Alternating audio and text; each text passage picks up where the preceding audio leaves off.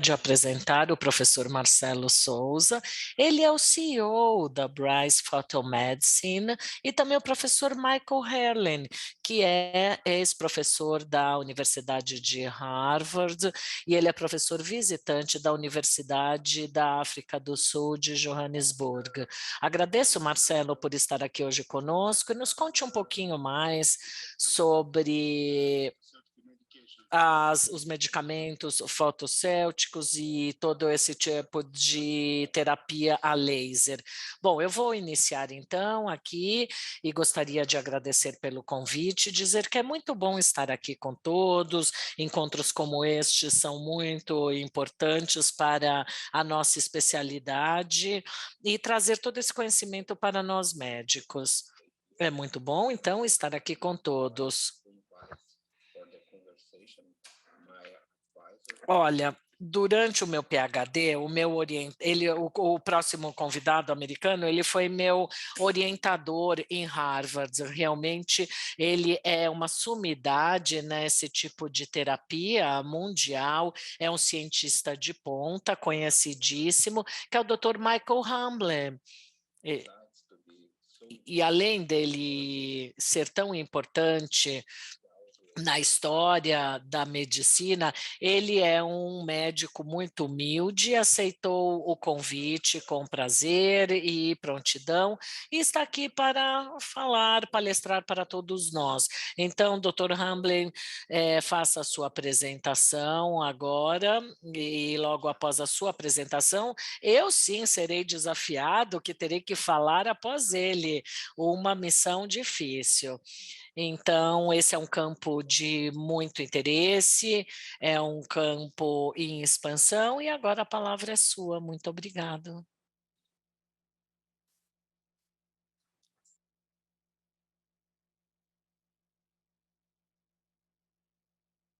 Estão vendo?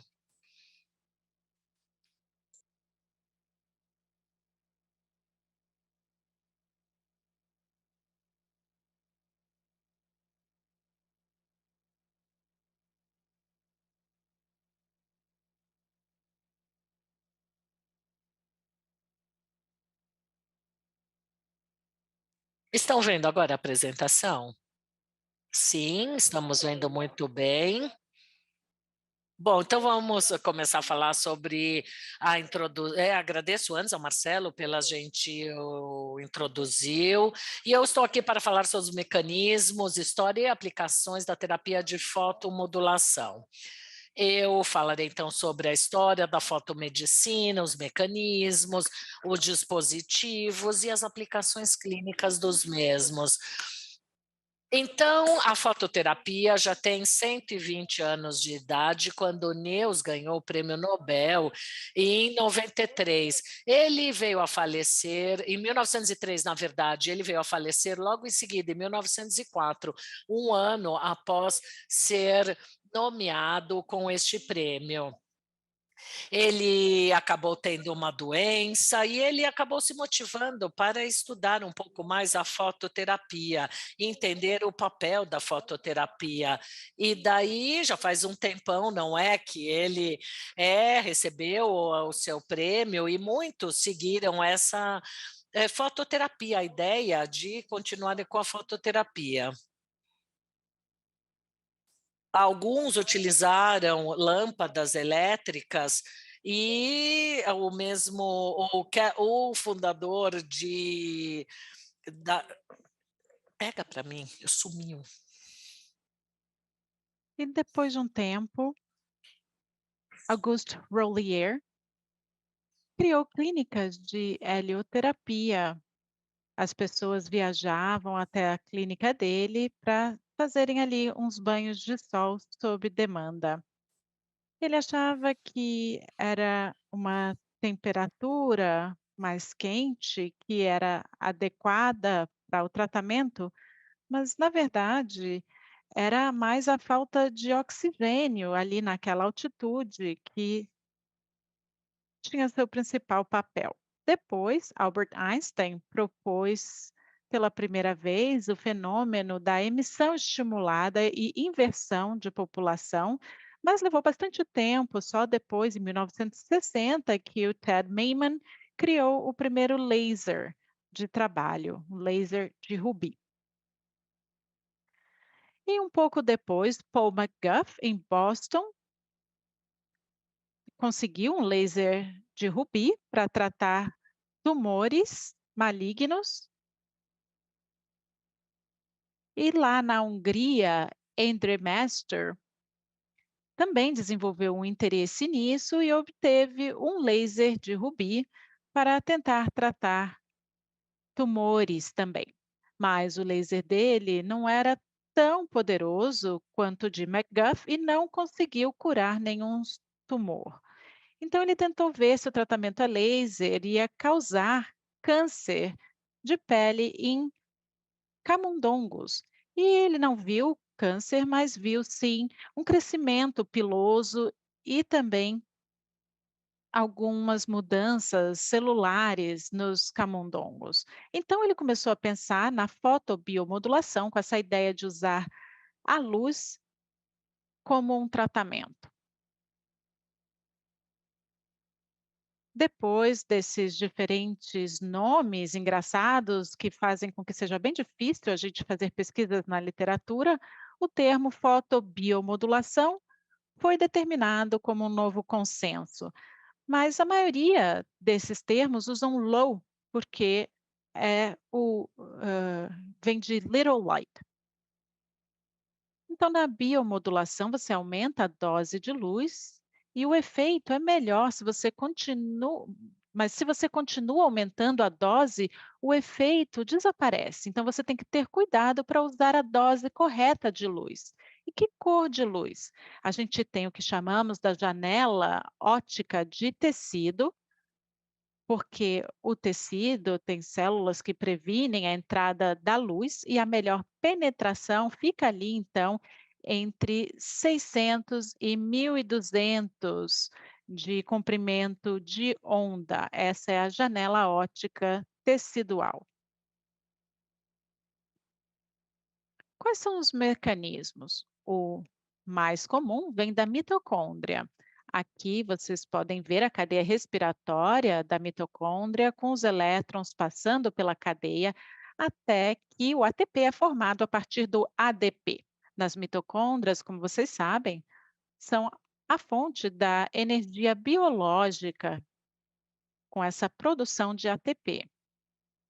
E uma teoria popular é que a unidade 4 na cadeia respiratória da mitocôndria, chamada citocromo C oxidase, pode ser inibida pela luz e o óxido de nitrogênio, então é inibido, permitindo que o oxigênio entre novamente e acelere o transporte de oxigênio, aumentando o consumo de oxigênio, aumentando o potencial da membrana mitocondrial, aumentando também a produção de ATP. E você tem mudanças também na modulação do cálcio, que eu vou falar depois, e também ROS. Uma exposição breve à luz, então, pode causar mudanças biológicas, com efeitos de até semanas depois de uma única exposição à luz. E a única forma de explicar é que você desencadeia fatores de transcrição que vão levar a maior produção proteica. E isso por causa dos fatores da ROS, que levam a maior produção de ATP e CAMP, que fazem aí esse fator de transcrição, mas o óxido de nitrogênio também pode carregar essa sinalização. Então, todas essas vias de sinalização podem ser ativadas pela fotobiomodulação, causando mudanças teciduais duradouras. Essas mitocôndrias e citocromo C oxidase podem ser responsáveis por esses comprimentos de onda mais longos. A gente vê aqui o consumo do citocromo C oxidase nesse gráfico e está se tornando claro que uma das coisas que ocorre é a ativação de canais de íon de luz e calor. A gente tem toda uma família aqui desses canais e através da fotobiomodulação, TRPV, que é o receptor de capsaicina, também podem ser ativados através desses comprimentos de luz infravermelho. E aqui a gente pode ver os canais de íon TRP que podem ser ativados por luz verde e luz infravermelha, porque é absorvido por água nanoestruturada com mudanças conformacionais na proteína devido a um calor da água. Mas esse calor não é mensurável, mas essas mudanças nos canais de íon fazem com que o cálcio possa passar até a membrana plasmática e também membrana mitocondrial. E aí, mais uma vez, você tem ativação do fator de transcrição. Mas alguns outros mecanismos possíveis eu vou mencionar rapidamente. Um deles é que essa água que está na mitocôndria pode ter sua viscosidade diminuída pela absorção de diferentes comprimentos de onda de luz. E aí você tem a sintase de ATP, que ocorre mais rapidamente e produz mais ATP. E o último mecanismo que vou mencionar rapidamente é a excitação direta do oxigênio para formar oxigênio singlet. Aqui temos o espectro de absorção do oxigênio, podemos ver que há picos aqui até 1063, né, 1063 e 1268, e esses comprimentos de onda produzem oxigênio singlet, singular, diretamente do oxigênio, e isso pode ter um efeito biológico. Ou seja, há vários mecanismos possíveis que tentam explicar o efeito da fotobiomodulação.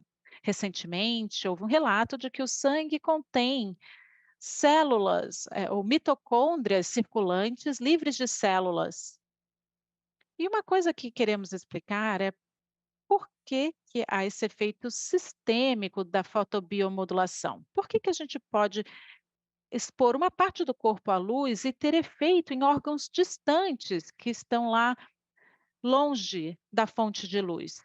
É porque provavelmente há essas mitocôndrias circulantes livres de células. E uma hipótese fala por que das células normais não responderem muito bem à fotobiomodulação. Isso porque o óxido de nitrogênio estava ali aderido à mitocôndria e as células não responderiam. Mas nas células normais, onde não há inibição, elas respondem um pouquinho, mas não tanto quanto as células danificadas ou células hipóxicas. Vou mencionar rapidamente alguns estudos. Esse é um estudo que a gente fez há um tempo, dizendo que você pode ativar NF-κB através dessas espécies de oxigênio reativas com uma terapia laser. E você pode ver que a gente tem uma ativação bem semelhante de NF-κB que você teria com aquela ativação clássica de NF-κB.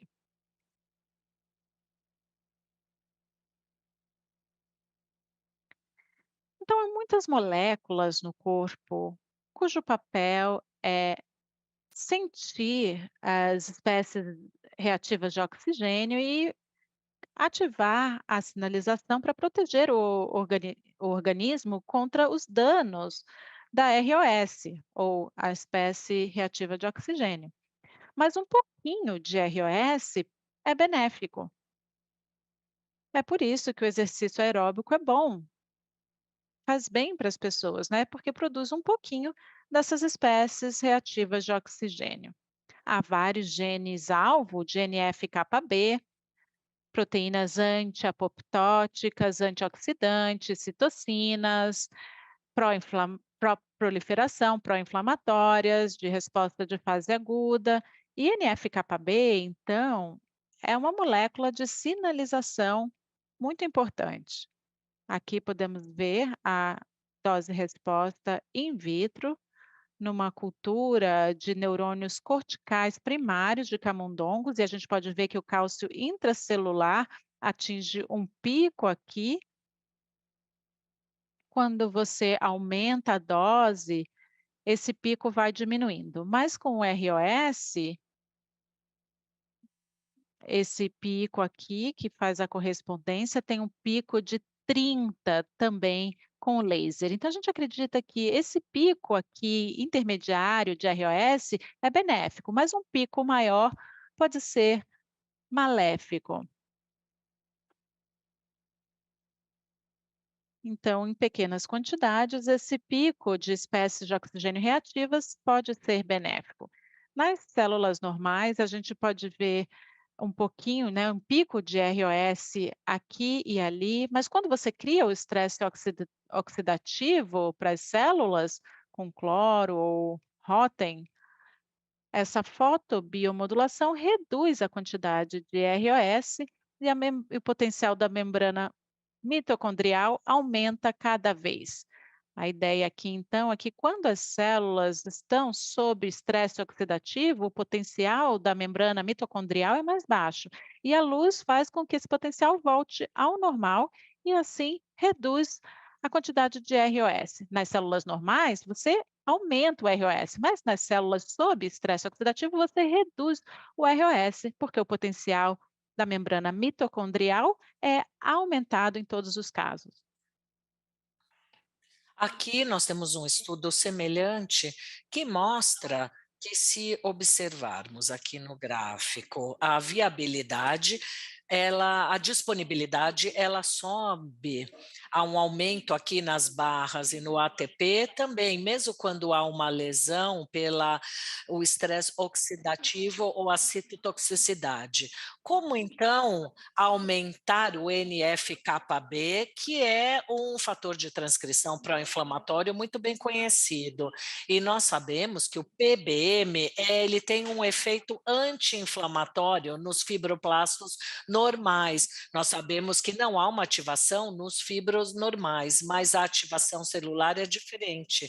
Aqui nós não temos células dendríticas derivadas da medula, e os efeitos aqui com o laser, aqui nós temos LPS, que é um agonista receptor, o CPG, é possível reduzir os efeitos inflamatórios através da fotobiomodulação.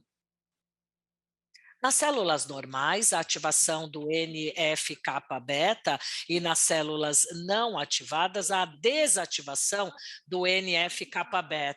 Esse é um paradoxo, mas na verdade, se pensarmos muito bem, não é um paradoxo, não. Por que então que a fotobiomodulador tem o efeito anti-inflamatório? Porque ela ativa e transforma o fator de crescimento beta, TGF beta 1, os fotobiomoduladores causam aos monócitos e aos macrófagos, que fazem uma diferenciação do fenótipo anti-inflamatório, há uma redução do estresse oxidativo e da nitrosina. Agora, mudando o metabolismo mitocondrial de glicólise para a fosforilação oxidativa. As células tronco, nesse nicho hipóxico, eles acabam transportando glicólises, e quando as mitocôndrias são ativadas, eles acabam por deixar esse nicho em busca de oxigênio, que leva à ativação e proliferação e diferenciação dos programas de células troncos. Esses macrófagos com o fenótipo M1 são pró-inflamatórios e também transportam glicólise. Quando há ativação OXFOS, há uma troca de M2, que é o anti-inflamatório, o fenótipo anti-inflamatório. O macrófagos e microglia podem passar pela fagocitose através das placas amiloides. Então, a fotobiomodulação, como sabem, é utilizada em todo o corpo para diferentes doenças e condições. Muitas dessas condições são condições graves e internas, que têm dificuldade de fazer com que a luz passe, no caso de insuficiência renal, quando há mobilização das células troncos, da medula através das células troncos, quando há mucosite oral, rejuvenescimento cutâneo, manchas pigmentadas, crescimento capilar, muita dor, síndrome do túnel de carpo, fadiga muscular. Então, em todo o corpo, desde a ponta da cabeça até a ponta do dedão do pé, é possível aplicar a luz correta com o laser adequado para o tratamento de uma determinada condição no corpo. Aqui temos os dispositivos terapêuticos a laser, são super potentes, custosos e ajudam na fotobiomodulação. É possível expandir o eixo e conseguir ter uma penetração maior em áreas de maior dimensão. E aqui eu estou falando de milhares de Jales, 10.000 ou até mais Jales, essa é a potência que cada um desses dispositivos a laser conseguem propagar.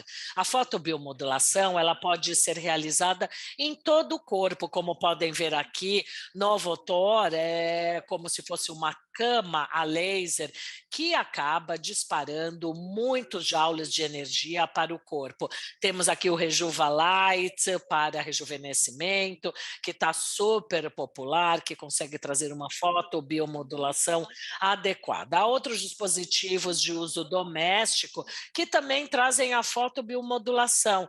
São esses lasers que podem ser aplicados no corpo, não vão causar nenhum dano, não tem luz que pode trazer qualquer carga oncológica. Eles são aprovados pelo FDA não para o tratamento de doenças, mas sim para aplicações de saúde geral e de bem-estar. Eles são flexíveis, você pode colocar, amarrar, ele se adequa e se acomoda muito bem a várias partes do corpo. Na minha opinião, estes são mecanismos ou dispositivos de fotobiomodulação do futuro. Muitas vezes é difícil ter aprovação clínica em ampla escala para o tratamento de determinadas doenças e o desenvolvimento de dispositivos como este exigem muito investimento. Eu vou falar um pouquinho sobre os dispositivos transcraniais. Há uma série de dispositivos, capacetes, olha, há uma diversidade tremenda e essa é a minha área de interesse especial, dispositivos de fotobiomodulação para aplicação transcraniana, para distúrbios cerebrais, e esses dispositivos já foram todos produzidos e testados. Há uma série de estudos sobre a lesão cerebral traumática em camundongos e como a fotobiomodulação pode ajudar nesse tipo de lesão cerebral traumática.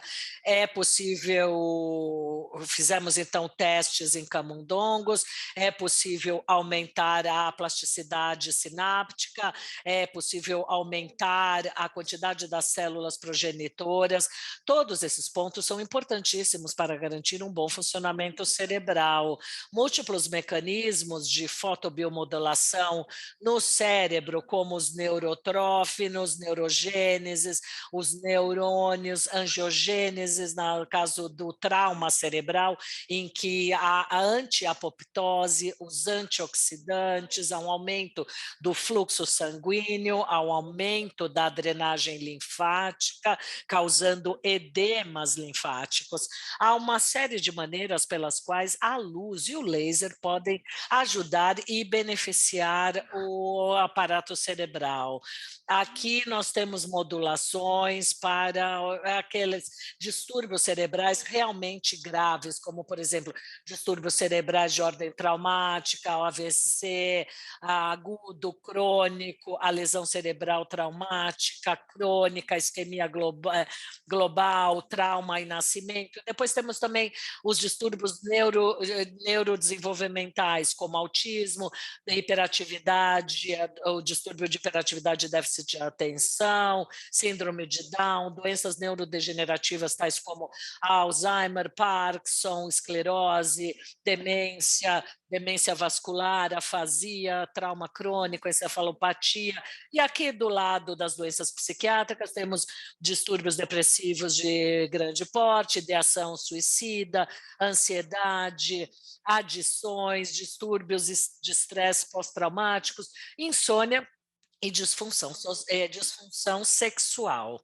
E para concluir, a fotomedicina já tem 120 anos de história. Os mecanismos de fotobiomodulação estão se tornando cada vez mais populares, compreendidos, tanto o laser como os dispositivos de LED de uso doméstico já estão disponíveis e este é um campo de muito crescimento nos últimos anos, é extremamente seguro, sem qualquer efeito colateral. Realmente vão ter que pesquisar muito para achar qualquer dano ou efeito colateral que possa ser causado pela fotobiomodulação. É claro que o maior número de estudos clínicos seriam necessários ainda para conseguir uma regulação e aprovação desse tipo de terapia, que eu gostaria de reconhecer uma série de colegas. Algum tempo atrás eu tinha um laboratório, sabe? Trabalhava aí com esse pessoal, essa é a foto, com todos eles, e é isso, muito obrigada.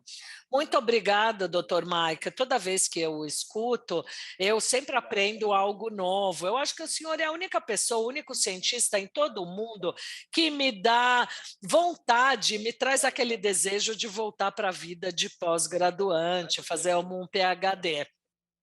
Mas eu vou resistir, hein? Prometo. Porque, felizmente, agora a gente está alcançando algumas conquistas na foto, biomodulação, do lado tecnológico, da digitalização. E é sobre isso que eu vou falar agora. Eu acho que eu serei breve, tá? Para salvar algum tempo para as perguntas, respostas. Eu acho que a parte mais importante, em última análise, é a discussão, não é mesmo? Então, serei breve, tá? Sempre é uma boa oportunidade, não vamos desperdiçá-la. Eu estou tentando compartilhar aqui a minha apresentação, que, como já disse, será breve. Eu vou compartilhar a tela, já vou conseguir trazer aqui o modo de apresentação.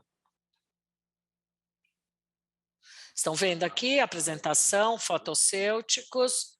A apresentação está em português, tá? Mas será falada em inglês com tradução para o português. Eu vou falar então sobre os fotossêuticos, que é a tecnologia utilizada para a terapia de biomodulação em conexão com terapêuticos digitais, que são conhecidos como os digicêuticos ou software, como um mecanismo médico, um dispositivo médico. O foco sempre é a dor. 1 em cada 3 pessoas no mundo sofrem de algum tipo de dor crônica, mas apenas 1 em cada 4 dessas pessoas recebe o tratamento adequado. Muitos deles não conseguem bancar um procedimento cirúrgico, financiar a cirurgia, ou não podem realizá-la, mesmo que tenham condições financeiras para tal. Então, nós estamos com um problemão aí, né, um problema global, não apenas sobre acesso à medicina, mas também a adição que é causada pelos medicamentos de analgesia, que seriam aquelas drogas mais fortes, os opioides e outros analgésicos potentes. Sendo assim, a fotobiomodulação pode nos ajudar a solucionar essas questões de dor. Aqui temos o mecanismo da dor, que todos os médicos aqui conhecem muito melhor do que eu. Nós temos alguns estímulos que levam ao aumento da dor, deixando que o corpo libere substâncias essas que acabam estimulando a sinalização nociceptiva e essa sinalização de dor chega até a coluna, passando para o sistema nervoso central. Quando eu estive trabalhando, estudando nos laboratórios do Dr. Mark Hans, nós desenvolvemos uma forma de iluminar, não apenas colocando esse feixe de luz de maneira não precisa, mas de uma maneira que pudéssemos encontrar a quantidade de luz específica para cada uma das partes do corpo, no caso aí do modelo animal. E eu vou apresentar aqui só uma pequena parte de todo este quebra-cabeça, mas gostaria de ressaltar que quando fazemos uso da quantidade correta de feixe de luz, conseguimos encontrar uma concentração normalizada, concentração aumentada de ATP, como ele já disse. E aqui é um aumento de 90%, na verdade, do ATP. E aqui do outro lado, nós também observamos diferentes biomarcadores, diferentes substâncias que foram promovidas e liberadas por essa fotobiomodulação, que nos traz a seguinte pergunta: Como fazer com que a fotobiomodulação seja previsível e que funcione para humanos e não só camundongos? Então, acho que essa era a principal lacuna que fazia com que a fotobiomodulação não fosse uma terapia muito utilizada. Isso porque é muito difícil prever os resultados da fotobiomodulação. Então, nós reunimos ao lado aí da fotossêutica toda a metodologia da indústria farmacêutica, o software de dispositivos médicos e terapias digitais para encontrar características específicas do paciente com uma quantidade enorme de dados e as formas tradicionais de validar medicamentos, como estudos clínicos, por exemplo, para fazer com que as coisas progredissem. E é muito seguro, como o Mike já disse. Basicamente, funciona para dor, inflamação, regeneração tecidual, neuromodulação, modulação do sistema imunológico. Mas aqui estamos focando principalmente na dor e descobrimos que a dosimetria, quando personalizada, pode induzir o corpo a produzir substâncias muito específicas, e algumas dessas substâncias são anti-inflamatórias e também analgésicos naturais produzidos pelo corpo. Não tem dor, não causa câncer, não tem nenhum efeito colateral, como já ouvimos do Mike, e como usamos 120 centímetros cada vez, com uma potência de 7,2 watts,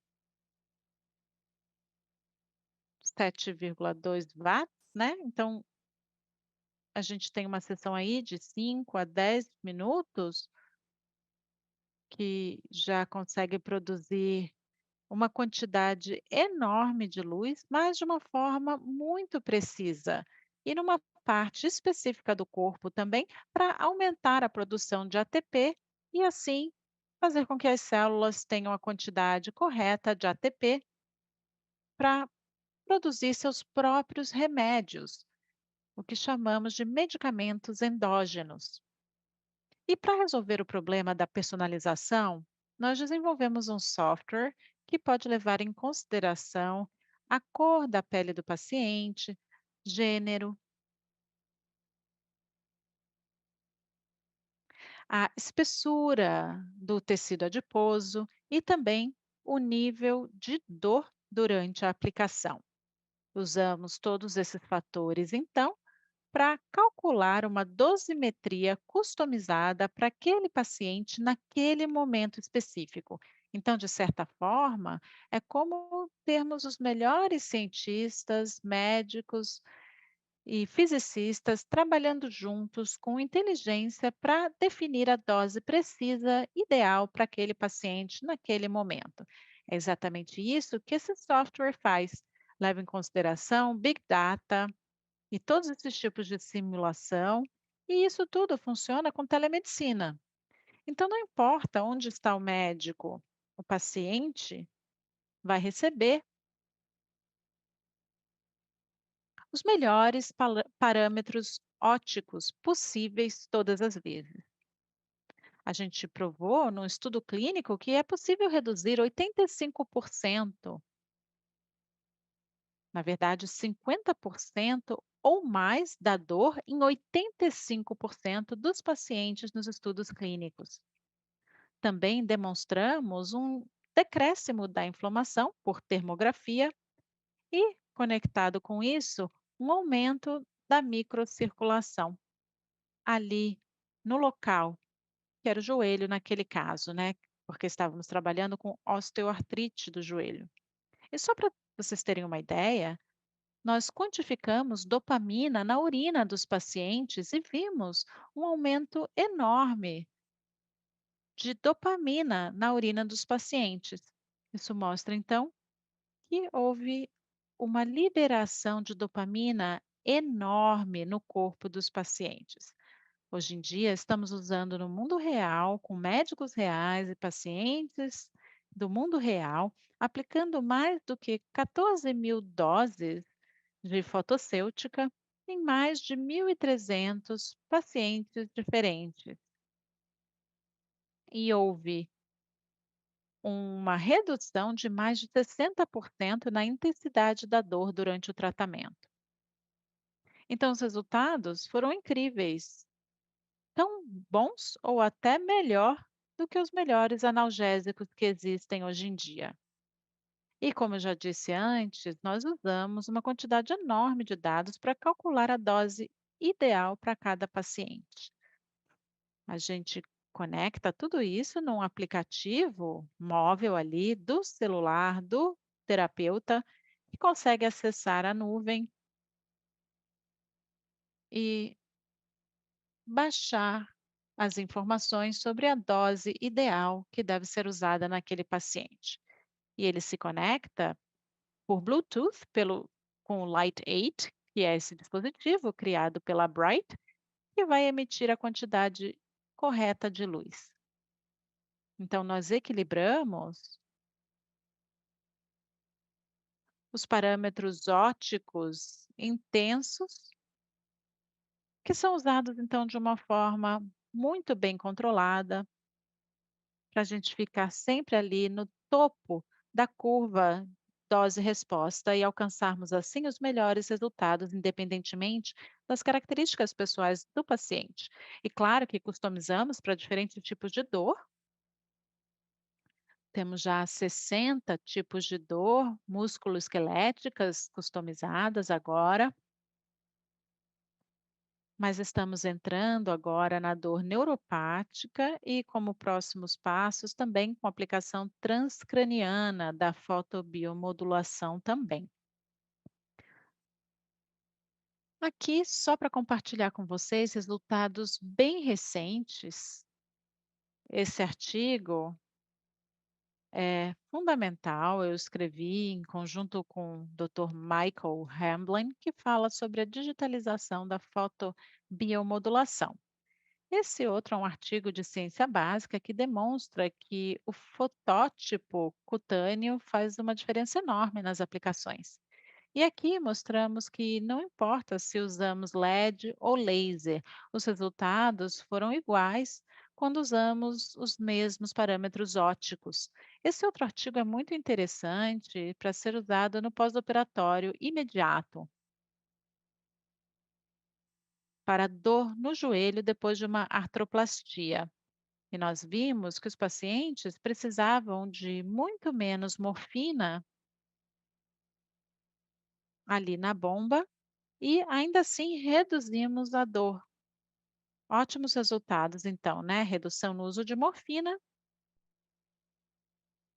e uma redução da dor ainda melhor por causa da fotobiomodulação.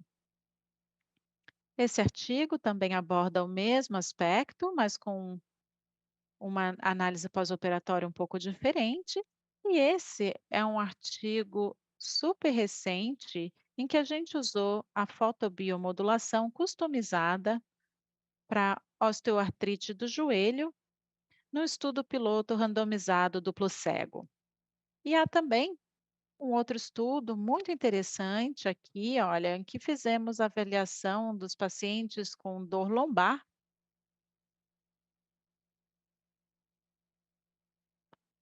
em um grande prestador de saúde aqui do Brasil.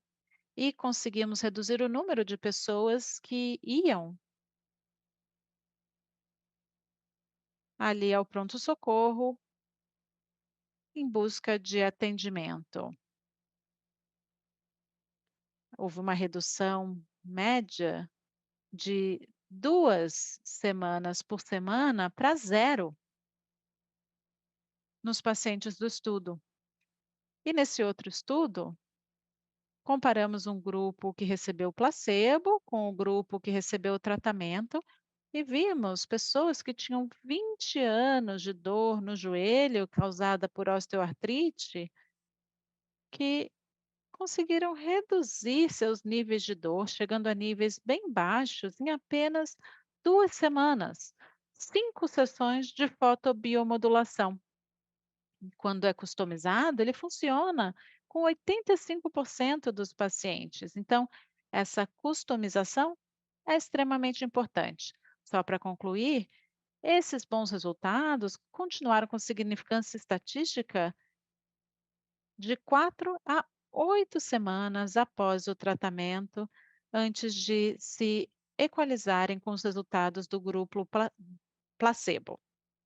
Então, o que estamos fazendo é ainda maior do que apresentamos aqui hoje, e realmente acreditamos que podemos digitalizar a forma que os nossos corpos produzem seus próprios remédios. E no futuro próximo, acreditamos que poderemos estimular o corpo para produzir diferentes tipos de remédios endógenos, fazendo essa estimulação com o uso da luz de forma muito precisa. Esse é o meu sonho. Eu não sei se o Mike lembra, mas quando eu contei para ele pela primeira vez que eu tinha esse sonho, ele falou: "Com certeza, Marcelo, mas vai levar 100 anos". E eu espero que não leve 100 anos para a gente alcançar esse sonho. Espero que a gente possa trabalhar juntos para disponibilizar esse tipo de tratamento para todos no mundo. Muito obrigada.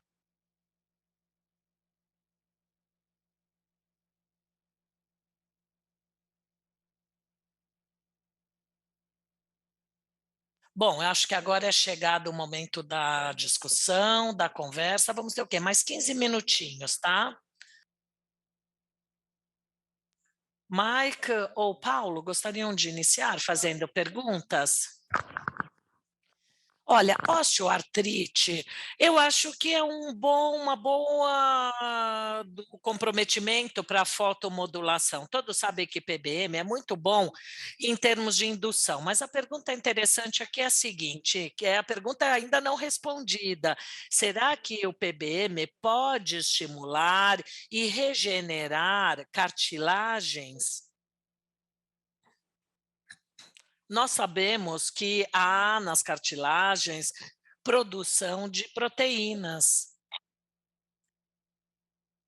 mas não há muitas delas e tampouco são muito ativas. Por isso, a regeneração de cartilagem é um sonho ou um desejo, especialmente na região dos joelhos. E a fotomodulação já mostrou in vitro que há um estímulo dos condrócitos, e isso é muito bom, mas não acho que isso já tenha sido demonstrado na região do joelho, ainda não. E acho que pode ser feito com a ressonância magnética, acho que dá, não é, para ter essa visualização? Sem dúvida, o seu ponto é ótimo,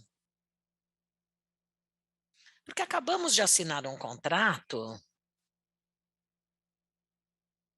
para realizar um grande estudo clínico com 250 pacientes, e 80 desses 50 irão ser submetidos à ressonância magnética, para ter uma ideia do antes e do depois. E a ideia é tentar encontrar ou conseguir alcançar esse tipo de regeneração da cartilagem. Esperamos ser bem-sucedidos e que daqui a poucos meses tenhamos resultados preliminares. E daí, quem sabe, possamos dizer que é possível alcançar uma regeneração desse porte. Também os dispositivos de ordem doméstica, não é? Quando o paciente usa essas luzes ou lasers em casa, eles vão ter um controle digital também, não é bom? Sim, é muito bom. Nós no BIAS Model, nós não temos todos os dispositivos no formato domiciliar, fica mais no consultório médico mesmo, mas sim, podemos pensar em fabricar isso, é muito mais uma questão de negócios do que uma questão tecnológica aqui na nossa empresa. E o tratamento é feito diariamente? Como é? Não, não necessariamente. Uma ou duas vezes por semana já é suficiente, com resultados muito positivos. Não é necessário não fazer a terapia diariamente. E, na realidade, nós temos alguns casos de aplicação diária com resultados não tão bons como se realizado 2 ou 3 vezes por semana. Então é simplesmente, sabe, ir lá e receber a terapia todo santo dia e você vai ficar bom. Não, não é assim. Existe uma dosimetria que deve ser acompanhada para cada um dos dias da aplicação, mas no momento o protocolo é de até 2 vezes por semana. Até 3 no máximo, tá? Uma vez só por semana também já garante bons resultados, quase tão bons quanto 2 vezes por semana. Nossa, que interessante. E comprimento de onda, qual é? 850 nanômetros. Só um comprimento de onda? Sim, apenas um. Algumas pessoas fazem uma combinação com a luz infravermelha 60-60, mas não é obrigatório. 850 acho que já é suficiente, não é? 850 já funciona. Estamos desenvolvendo mais um outro comprimento de onda que estará disponível no segundo trimestre de 23, lá para junho, julho do ano que vem, com uso de infravermelho, mas para aplicações completamente diferentes, regeneração de feridas e coisas do tipo, para questões de dor, de inflamação muscular, a luz monocromática e o seu estímulo já é suficiente, com resultados surpreendentes. Eu não acho que seja necessário ter uma mistura de comprimentos de ondas, embora eu acredite que não apenas será ineficaz em termos de melhorias, e ainda assim você pode acabar sobrecarregando as mitocôndrias, não é uma boa, não. Eu acho que fica até mais difícil conseguir calcular a radiação ótima e precisa se usarmos 2 comprimentos de onda. Talvez um dia a gente vá nessa direção, mas não por agora não. Nós precisamos ainda de dados adicionais para ir nessa direção, tá? Maica, eu tenho perguntas. Na verdade, gostaria de ouvir sua opinião sobre 2 fatores. Primeiro, poderia nos dizer como que a fotobiomodulação funciona em outras regiões do mundo? Ou seja, o senhor trabalhou por vários anos nos Estados Unidos, na Europa e também está agora, né, na África do Sul. Literalmente, o senhor conhece todos aí no mundo que trabalham com fotobiomodulação. Gostaria de nos contar um pouquinho sobre as diferentes formas como a fotobiomodulação é aceita ou não aí ao redor do mundo? Olha, como eu já mencionei, não é, naquela minha apresentação da história da evolução da PBM, tudo surgiu ali com a terapia laser. E dependendo da onde você está no mundo, se você é um quiroprata, se você é um fisioterapeuta, se você trabalha em outras áreas clínicas, medicina do esporte, sabe? Nessa área aí, o que normalmente nós observamos e temos são indivíduos que se gabam de ter conhecimento de laser. Nossa, eu escolho o comprimento de onda correto, intensidade, dose, sou perito. Mas isso realmente está baseado em hard science e na ciência bruta e naquilo que podemos experimentar tratando as pessoas? Muitos conseguem dar continuidade à sua prática dessa maneira, mas isso é sobre a terapia laser, não é? E existe também outras coisas que são esses dispositivos domiciliares. Há centenas de diferentes dispositivos a LED disponíveis aí na internet para serem comprados, sabe, capacete, laser disso, daquilo. Muitos dos fabricantes, na verdade, não são muito precisos não na especificação dos parâmetros, infelizmente. Sabe, tipo a densidade, a potência total, comprimento de placa exato, muitas vezes pecam nesse sentido de acurácia, sabe?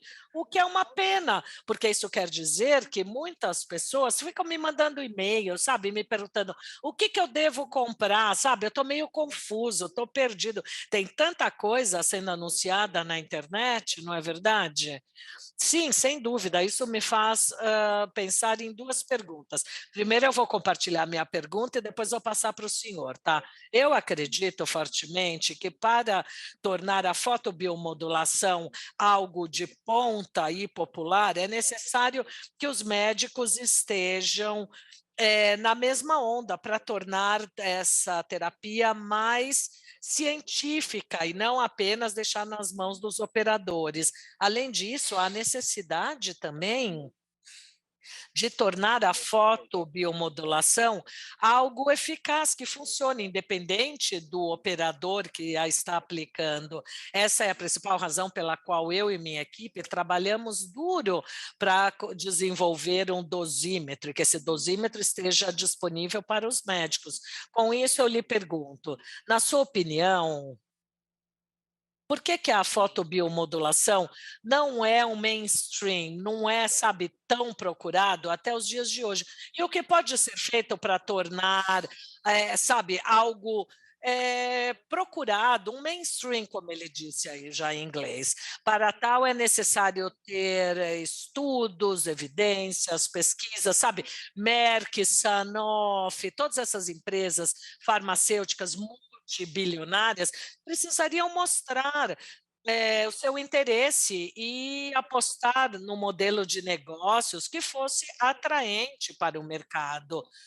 Mas daí, sabe, eles poderiam fazer de boa essas pesquisas e estudos. Daí eles falam: ah, não, a gente tem produto farmacêutico que é prescrito para esse tipo de dor. E eles acham que se eles desabrocharem os dispositivos de PBM, eles vão acabar perdendo mercado naqueles produtos farmacêuticos que já vendem para analgesia. Então, essas grandes empresas farmacêuticas, multinacionais, não veem o PBM como um bom modelo de negócios, um negócio lucrativo. Eu acho que nós conseguimos solucionar essa parte do quebra-cabeças, porque nós não vendemos o dispositivo, o que nós vendemos são as aplicações do dosímetro customizado, da mesma forma como as empresas farmacêuticas vendem, não é, o medicamento.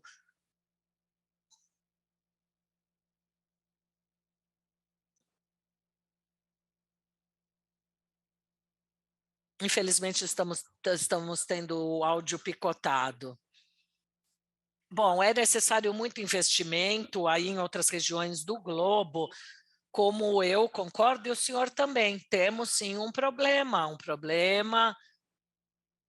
a ser solucionado dentro deste contexto, já que as grandes empresas farmacêuticas têm outro tipo de modelo de negócios, modelos esses que os permitem crescer e investir em grandes estudos clínicos, mas não neste que nós teríamos interesse. Apenas 40% na média das indústrias farmacêuticas dos recursos financeiros são investidos em marketing e o restante em pesquisa, e apenas 20% em pesquisa e desenvolvimento. 60% em pesquisa e desenvolvimento. Então, o valor cobrado não está comparado ao valor investido em pesquisa e desenvolvimento.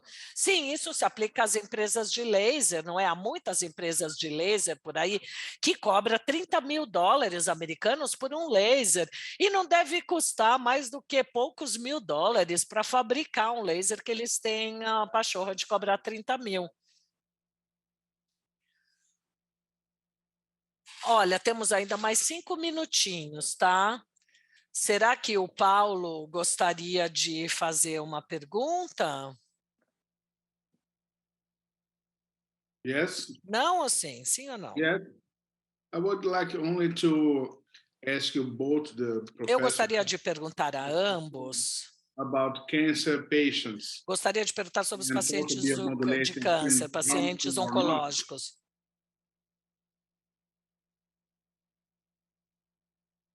Mas essa é uma ótima pergunta. Há um tabu que a fotobiomodulação não pode ser utilizada em pacientes oncológicos. Há uma preocupação sobre estimular o crescimento tumoral, não é? Diz isso por aí. Mas o que nós observamos nos últimos anos é que o uso da fotobiomodulação em outras partes do corpo que não tenha o tumor pode ajudar bastante aos pacientes para diminuírem a sua dor. Muitas vezes, dor essa associada ao câncer em si. Além disso, é possível utilizar de maneira transcraniana ou transcranial uma dessensibilização da dor, sabe? Dessensibiliza-se a dor de maneira transcraniana ou dos gânglios dorsais cranianos. Há várias possibilidades de se utilizar a fotobiomodulação em pacientes oncológicos. Eu não estou dizendo que isso vai diminuir ou matar o câncer, mas para os sintomas e as condições associadas ao câncer, sim. Também a químio e a radioterapia vão induzir neuropatias com resultados muito bons. E também para o paciente após a irradiação da cabeça. Sim, a fotobiomodulação tem resultados muito, muito bons. É isso que eu acredito no caso oncológicos. Não podemos descartar a possibilidade que as fotobiomodulações podem tratar o câncer. Como já foi dito corretamente, sempre foi um tabu, ainda necessita de estudos adicionais, mas a fotobiomodulação pode tratar o câncer, sim. Há um paciente de câncer que recebeu BPM para problemas orais e viveu mais tempo ainda do que pensava, sabe? É claro que tem que se alimentar bem, há uma série de outras explicações, mas é conhecido que a biofotomodulação estimula o sistema imunológico e a resposta imunológica contra o câncer também é algo muito importante. E daí nós não podemos dizer que o PBB pode tratar o câncer ou não. Mas seria muito difícil organizar um estudo, certo? Sim, sem dúvida. E uma vez que vemos um aumento das imunoterapias na oncologia, a fotobiomodulação, com o seu alto poder de imunomodulação, provavelmente pode ser utilizada diretamente no tratamento do câncer, como já dito pelo Mike, ou até mesmo ser conectado com outros tipos de imunoterapias. Seria super interessante, e como o Mike já disse, Seria necessário um grande estudo clínico, sabe? Mas é muito difícil fazê-lo, não é? Mas seria maravilhoso se isso pudesse ser feito, criando evidências médicas, científicas para a fotobiomodulação. Seria muito importante, não só na área da oncologia, mas em todas elas, globalmente falando. Bom, chegamos no horário, não é? 12h30, acho que nem temos permissão de dar continuidade. Aqui do meu lado, eu gostei muito de estar com o senhor, poder conversar, discutir. É sempre muito bom estar aqui com o Dr. Maica, Dr. Paulo, muito bom tê-los aqui juntos, inteligentíssimos, e eu aprendi muito com ambos, aprendi muito mesmo. Mas, infelizmente, precisamos concluir. Mas, mais uma vez, lhes agradeço muito. É sempre um grande prazer. É muito bom aprender com você, com o senhor. E, doutor Paulo, agradeço pelo convite, foi muito, muito bom. Sou muito grato a ambos, obrigada. Sim, eu que agradeço a você e ao Michael também. Vamos agora parar para almoço e voltaremos às 14h15. E vamos nos reencontrar aqui daqui a pouco para continuar aprendendo bastante e trocando experiências. Muito, muito obrigado. Até logo mais. Até logo. Eu agradeço pelo convite. Tchau, tchauzinho.